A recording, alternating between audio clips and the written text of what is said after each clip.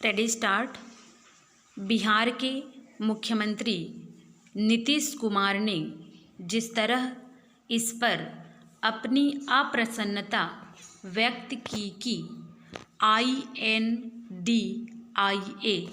गठबंधन में कोई काम नहीं हो रहा है, उससे यही पता चलता है कि विधानसभा चुनावों में इस गठजोड़ के घटकों में तालमेल के आसार और कम होते हुए दिख रहे हैं। उन्होंने कांग्रेस पर यह आरोप भी मढ़ा कि वह गठबंधन पर ध्यान देने के स्थान पर 5 राज्यों के चुनावों में व्यस्त है। नीतीश कुमार एक तरह से इस गठबंधन के सूत्रधार हैं। अब यदि वही कांग्रेस के रवैये से नाखुश हैं तो इसका अर्थ है कि INDIA सही दिशा में नहीं बढ़ रहा है।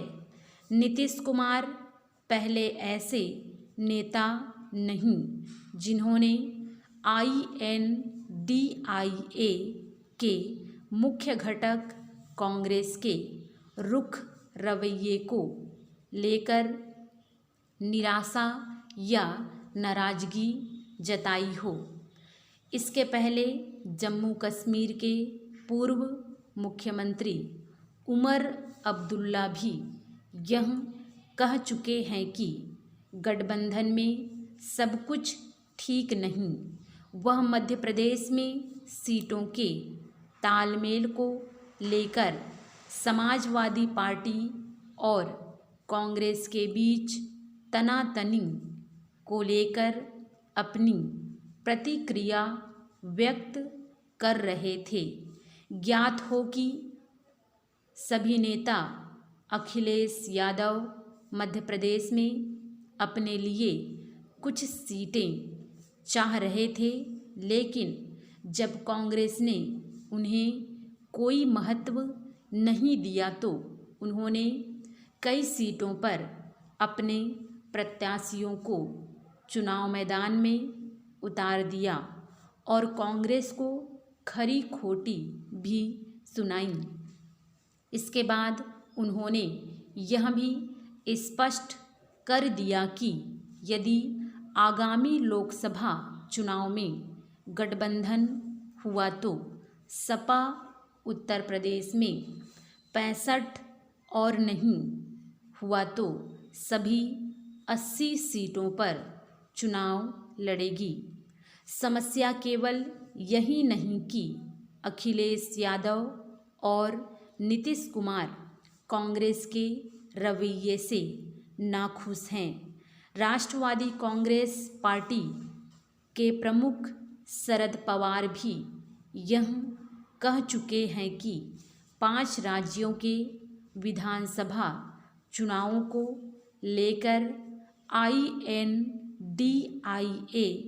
के घटकों में मतभेद हैं। इसकी भी अनदेखी नहीं की जा सकती कि आम आदमी पार्टी ने गठबंधन धर्म की कोई परवाह न करते हुए विधानसभा चुनाव वाले राज्यों में अपने प्रत्याशी उतारने शुरू कर दिए हैं।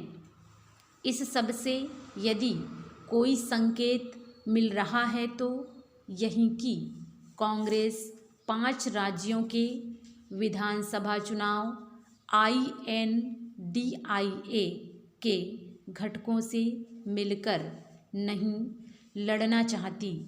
इसका कारण यह है कि वह विधानसभा चुनावों में बेहतर प्रदर्शन करके घटक दलों के उस दबाव से मुक्त होना चाहती है जिसके तहत वे इस कोशिश में है कि वह कम से कम सीटों पर लोकसभा चुनाव लड़ें।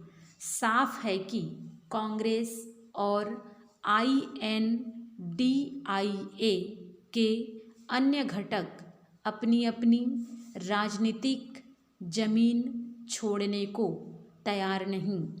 इसके बजाय वे एक दूसरे की राजनीतिक जमीन छीनना चाहते हैं।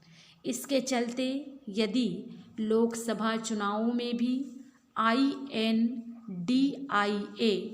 के घटकों में खटपट देखने को मिले और उसके चलते कोई तालमेल न होने पाए तो आश्चर्य नहीं। यह उल्लेखनीय है कि INDIA की मुंबई बैठक के बाद सीटों के बंटवारे, साझा चुनावी रैलियों, वैकल्पिक एजेंडे को लेकर कहीं कोई प्रगति नहीं हो सकी है।